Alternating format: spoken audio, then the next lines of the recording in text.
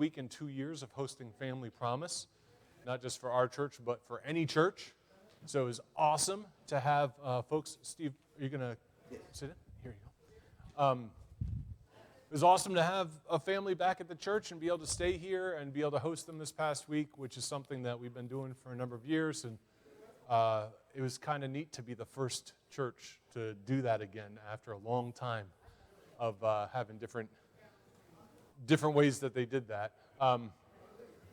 Then today also, as you probably have heard, is the crop walk, which we've participated in, walking in the Albany crop walk for a number of years. But we tried to drum it up a little bit this year differently because we've had to pull back in a lot of our hands-on mission, like our trips to Nicaragua and things over the last 2 years. We actually were a week away from leaving in 3 days in 2020 when we canceled our trip. Our bags were literally packed, and we canceled that trip. So it seemed like a good idea to figure out how to re-engage again and to get back to doing those things that make us who we are as the church. And one of the ways we thought, well, the crop walk is a real easy way to kind of expand things. That's, you can walk outside. We don't have to worry about worried about, well, is this safe to do? Yeah, walking outside on the rail trail, no less. We don't even have to worry about traffic once we get there. So we thought that's a great thing to do. So we are participating in the Albany Crop Walk today. We're just doing it locally here in Delmar, and all the proceeds of the crop walk, 75% of that goes to international relief efforts. They could be domestic, they could be international, but 25% is committed to remain right here in the capital region to work against hunger relief. So those are some of the things that are kind of kicking off in mission. Next week, we're going to talk more about what we do internationally and a lot of the partnerships we have. But aside from our mission committee and our consistory, who look at budgets and things, and our mission committee who's active in that, I thought it might be a good time to kind of remember our partnerships now, because I'd love for the next few months especially to start us off in thinking about how to re-engage and expand our mission efforts once again. And so some of those things are already happening. As I said, Family Promise, Crop Walk. But I really want to see our mission experiences and engagement grow in the church. So therefore, what's the easiest way to do that? Well, not easiest. What's the most logical way to do that? To remember who we're partnering with first. And things like, for example, it's kind of hard to remember. Paul, I'm going to walk around. You don't need to follow me. I'm just making sure everybody has one of these. But, Al, did you get one of these?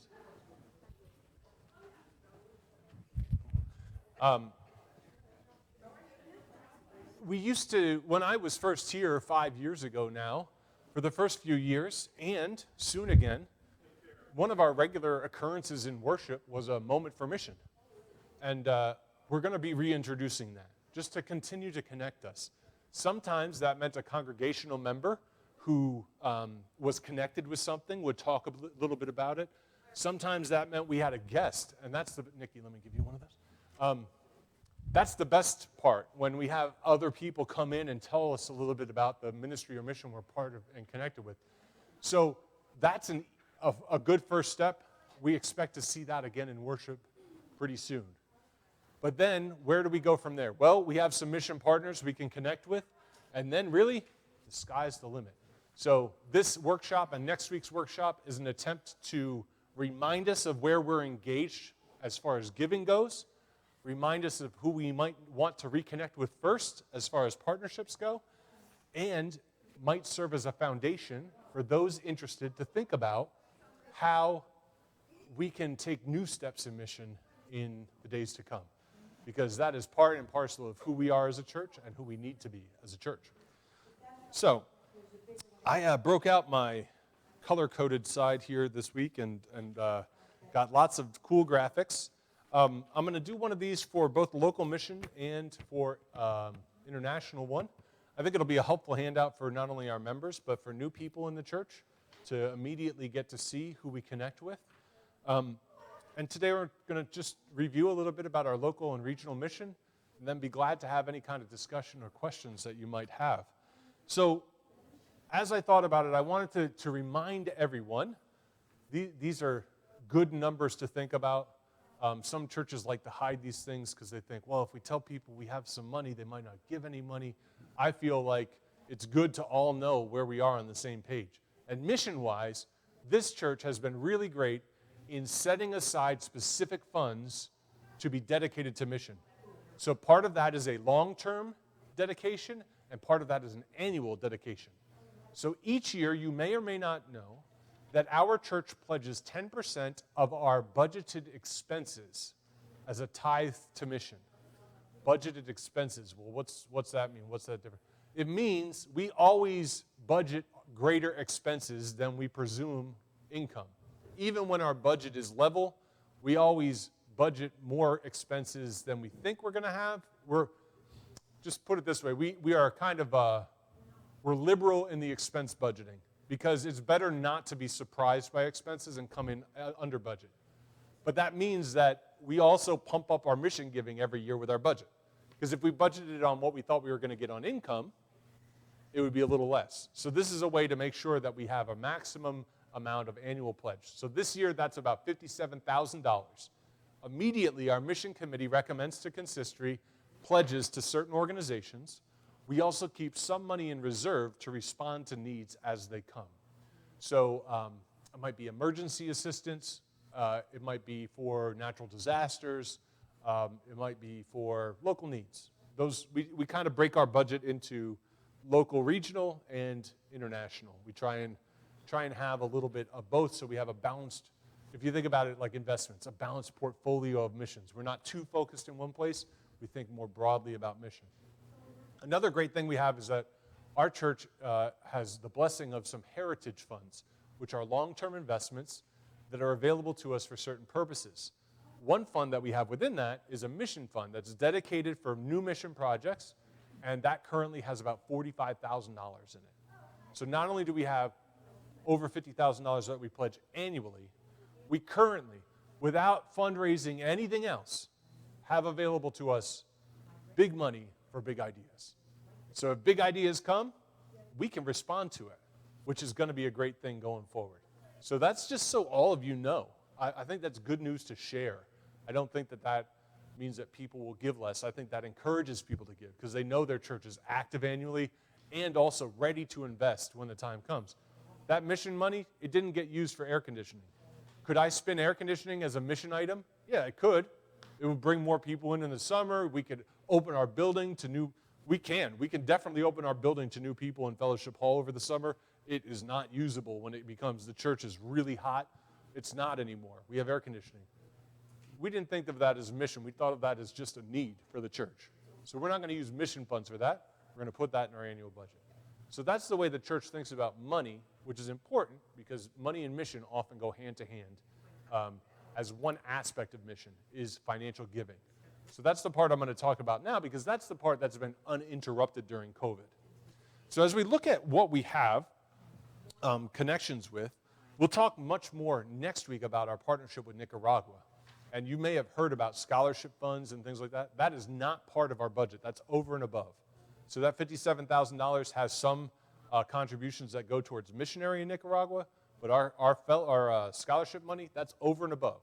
So we give even more. We try and give as much as possible. But if we look at our local and regional missions, even national missions, they tend to be kind of grouped, as I looked at them, in a few different kind of priorities or foci. Food and hunger ministries, addiction and crisis missions, housing mission, local emergency needs, and what I would call ministry partners, which are ongoing mission. So food and hunger, for instance. Most of you looking around, I know you've heard of Focus.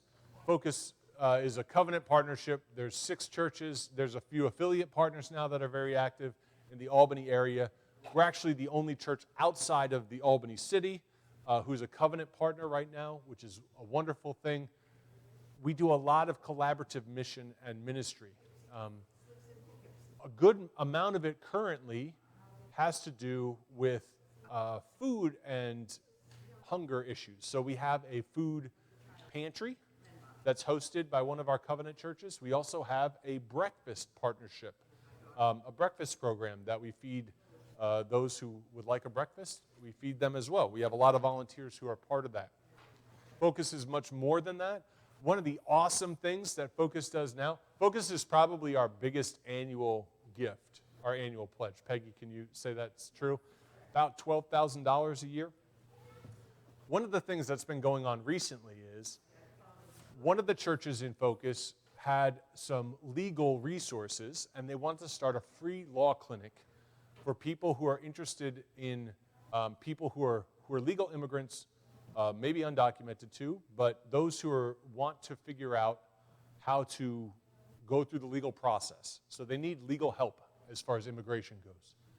And it just so happens that we sponsored, along with Westminster Presbyterian Church, a law clinic that was going on about 3 times every few months.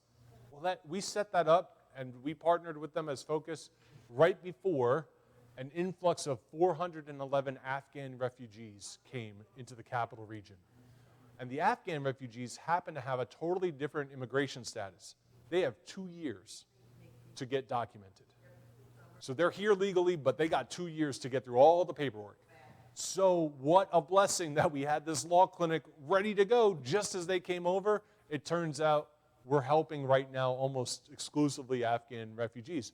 But that's a good thing. It's great because we can see Ukrainian refugees coming. They will be coming under different kind of circumstances, but they'll still need legal help. Think about trying to, we have Colombian refugees who are here with us at Family Promise. Think about trying to negotiate the legal system when, how many of us could do it? And we live here and we speak the language, right? If you're coming from a refugee status, what a great thing that we can partnership with Focus. So even though I'm labeling that kind of a food and hunger ministry, there's a lot more going on with Focus too. A lot of us are engaged in volunteer opportunities. If you're part of the weekly life of the church, you'll see that we worship together 4 times a year too. We're hosting Focus Worship the first Sunday of August.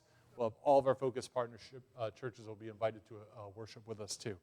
So that's a little bit about Focus. I have also the website of any of the organizations I mentioned that's listed in the pamphlet so that if you're interested, you can learn more about it. Capital City Rescue Mission. The mission does all kinds of ministry, addiction recovery, hunger-related, housing-related, all kinds of ministry in Albany. That's a partnership we've had for quite a while. Interfaith Partnership for the Homeless. I listed under food and hunger because one of the ways that we're directly involved, not only do we give to them, which they are obviously focused on homelessness and housing issues, but when you become a deacon on our consistory, you are immediately voluntold to help a meal once every year. Each of our deacons takes a turn to help feed the folks at Interfaith Partnership. So we provide meals down there. So that's an active, hands-on thing that we do.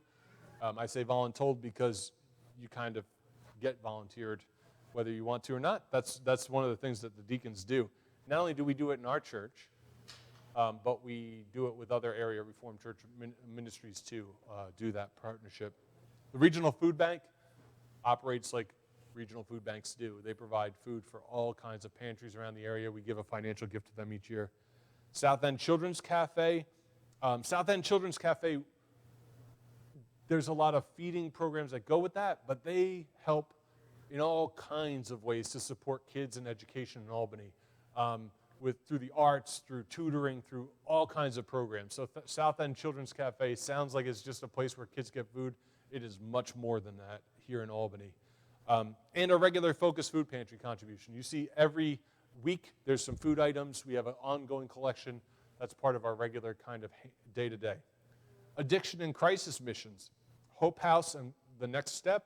This is supportive housing for women especially recovering from addiction. That's in Albany. We support them. Samaritan Counseling Center. Some of you may know if you've explored the building. Some of you may not.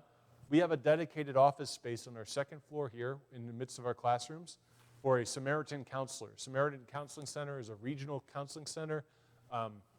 They do have Christians who counsel, but it is not a Christian counseling center. It's a professional counseling center. They definitely are attuned to people of faith, though, And they do rent space from us, but we are really glad to have office space here. So clients of their counselors, we have 2 counselors who use that office, and clients come throughout the week to use their services. It's really great because anytime people come to me with mental health issues, mental health needs, I have this great referral that's literally on our campus. And 2 different counselors specializing in slightly different issues, but they have broad mental health support available. So that's great to be able to partner with them. But we also donate to the overall counseling. We make a financial gift to them each year. Housing issues, Family Promise of the Capital Region, their number one thing is tackling homelessness. So in case you haven't known or heard, we have, right now there's 12 partner churches, and we each do 5, I think it is right now. Is that about right? No, 4. One church is doing some renovation. So we do 4 weeks a year, once a quarter. For a week, we host homeless families in this program. The program is not just a shelter. It provides the graduates of the program, when people get out, they get into supportive housing. Most of them have jobs while they're here. And the key is the families can stay together. A lot of shelters allow one adult, like a women's shelter or a men's shelter. You can't stay together as a family. Beside that, also, this program allows, they take the kids wherever they would go to school, whatever town whatever district they're in. They bus them or van them to school every morning. So the kids have some continuity. There's a day center that the adults can be a part of, and then they come here for dinner, and they have a safe place to stay overnight for that week. And different houses of faith, they rotate around, and we take our turn 4 times a year on that. I've personally been a part of Family Promise for 16 years. My first church was a support church. We didn't have the facility to house it. Second church, we started in our county a Family Promise chapter. And here in Delmar, when I arrived, they said, we're part of this group called, I was like, oh no, I know all about Family Promise. This is a great program. I'm so glad that we're a part of that. Again, Capital City Rescue Mission definitely has a lot of housing ministry. Habitat for Humanity, we are all aware of the great work that they do. And Interfaith Partnership for the Homeless. I seem to have missed out on the websites there. But IPH, did I get that? Oh, I already put them in before. That's why I put them in before. Local emergency needs. I think most of us know this, but I'm surprised when I talk to people of Bethlehem, a lot of people aren't aware of this. They call it the Bethlehem Community Fund, also known as the Bethlehem Festival Fund. But there's a fund for the residents of Bethlehem for emergency needs. And it's administered through the town.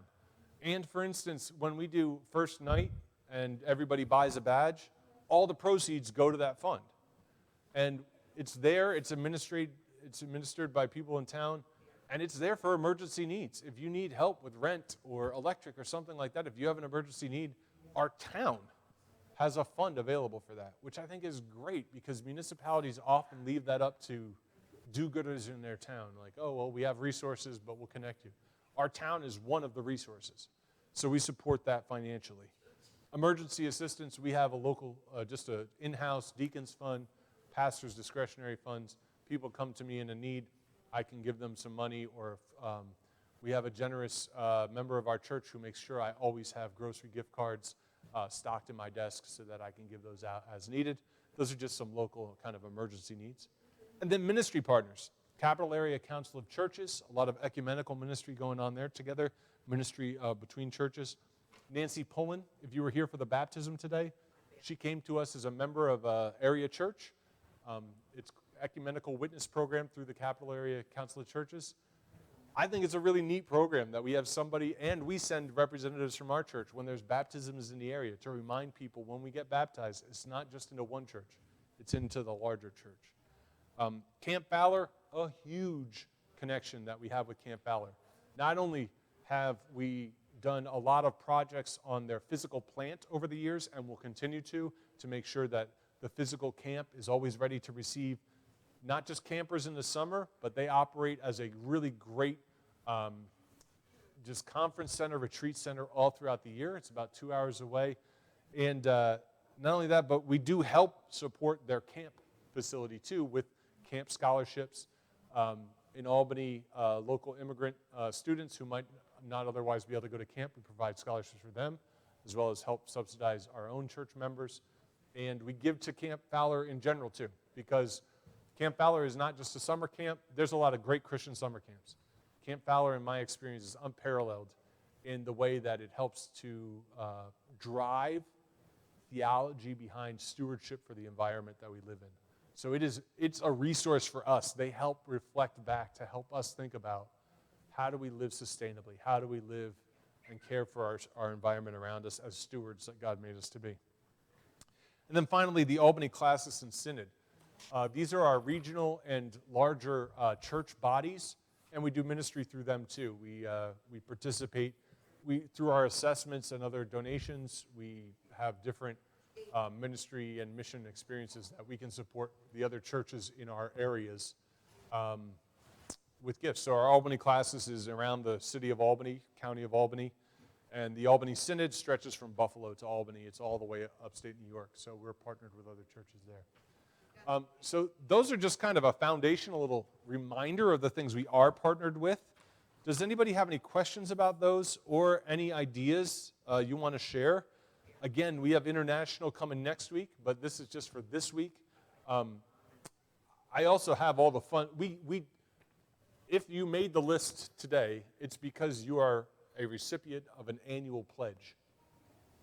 And or also could be a hands-on connection that we have regularly too, but at the very least, a recipient of an annual pledge. So those are I didn't pick these out because they were my favorites. I just looked at our mission budget and thought, oh, these are the ones that are included every year. Does anybody have any questions or ideas about things? The mission committee is always looking for new folks. Kathy, meet Peggy. She's the mission chair. Kathy Brusso, new member interested in mission. I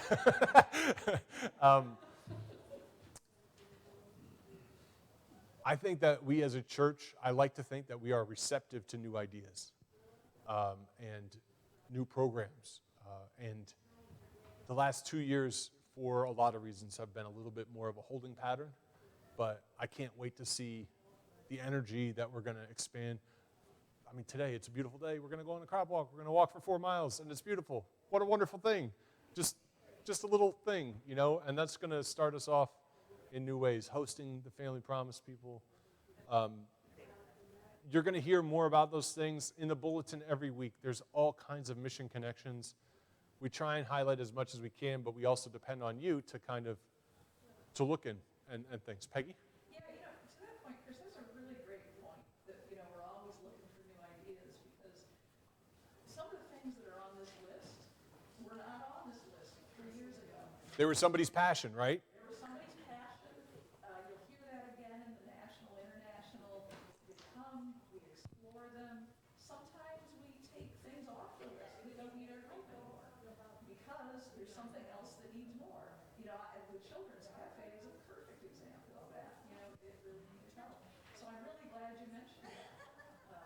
And if I could just, since I have one more thought, which is I'm also really glad you mentioned the heritage funds, because that's kind of a quiet thing. But we've done some incredible stuff. I don't think this is before you came, Chris. And somebody's going to have to help me out which one it is, but we used a significant tranche of the money there to build a prayer cabin up at Fowler. And it's DRC's contribution of something like $30,000 we raised with the heritage funds, with other donations. It also supported some of the international, and I'll let that go. So it's people who came forward and said, hey, this is a real need. And so just leave me your email. So for those who might watch this later at home, Peggy mentions that a lot of the things that we are involved with over the years have been somebody's passion and connection and become part of the church's passion and connection because people have been able to express that and gotten more support. And also that we have used the heritage funds in the past. One of the most recent was a prayer cabin at Camp Fowler, which if you've never been to Camp Fowler, prayer cabin doesn't do it justice. It's like a small ski lodge it's this beautiful building that we made a significant donation and a lot of sweat equity in building that. That these prayer cabins host one for the summer camp. They host the chaplains over the summertime, but also they're wonderful retreat centers for anybody to use during the year too. So that's a great example of how we've been able to support people through our long-term stewardship money too, our heritage funds. Something you said too, Peggy, just brought to mind some idea, and now it's passed through. Oh, I was going to say a couple of things that aren't mentioned here. At the end of the year, if we have money that we haven't spent, because we designate certain money to be undesignated. And what does that mean? It means we say, we need a little emergency fund. We need to make sure all of us at home have a little emergency fund, right? Rainy day fund, whatever it might be. So at the end of the year, if we have any money, we give it out. We make sure we zero that out at the end of the year. So one of the things we have done in the past, it's not part of our annual contributions, but it has been almost an annual gift. We often focus this way. I'm very bad at directions, but I'm getting it right this time. Toward Albany, when we think about our money. But in the end of the year giving, we also like to think this way, towards the rural area that surrounds us. And the Sheriff's Department does some great fundraising at the end of the year to make sure to help families in need in the hill towns. And that's often a place that we like to give to. They don't really have a collection necessarily, rather than please donate and they take care of these families in need. So we've done that in the past few years. That's been a really great way to not just think about the people in the city, but also the people in the rural areas that are in need too. We want to make sure we're here in Delmar, we're like at the crossroads of those places. I always tell people I can drive 5 miles and be at the Capitol. I can drive 5 miles and be in apple orchards. And we're in the midst of those two things. And it's really good to remember that there's mission and connection to be had in both of those places, both directions. So there's some annual kind of opportunities that come up that we often support too. Will? The Heritage Fund, I'm not really familiar with that. Does that include the money that people have given in the past where mission uses interest for specific? Yeah, so Will asked what the heritage funds are. The heritage funds are the long-term investments of the church. Right now, there's about $1 million in those investments. Some of them are earmarked for building and property. Some of them are in an undesignated fund, which we can use for ministry purposes. And a portion of that is designated for mission use only. And that right now is about $45,000. So that's not all we have, but that's the start, just the starting point. We say, well, that is designated specifically. We could use a lot more too if we have a project locally we want to do. That's come over the years from investments and from folks who've given maybe out of their will or something like that. And surplus. When the church has a surplus at the end of the year, sometimes that's been invested into that, what we call our heritage funds. Do they still have the ones like for the blind and? Yep. So a little deeper dive is that in addition to the big mission fund, there are 3 designated, one for blind, one for women, and one the David Sue Corlett Fund to be used as it's decided. So I'm just going to repeat that for those at home, Peggy. Not only do we have the money I mentioned, we have annual funds that annually we tap, and we give a percentage of those funds annually, not based on income, but based on the funds and their history. One is a mission for the blind, one is a mission for women, and one is in honor of a previous pastor, David Sue Corlett, and we give that money away annually. That is not part of the $45,000 I've mentioned, but are additional mission funds that are within our heritage funds that are earmarked for certain purposes. So the difference between the mission fund is the mission fund isn't tapped annually. It's just sitting there ready for the mission and consistories to come up with big ideas, whereas the other ones have kind of more regular kind of giving.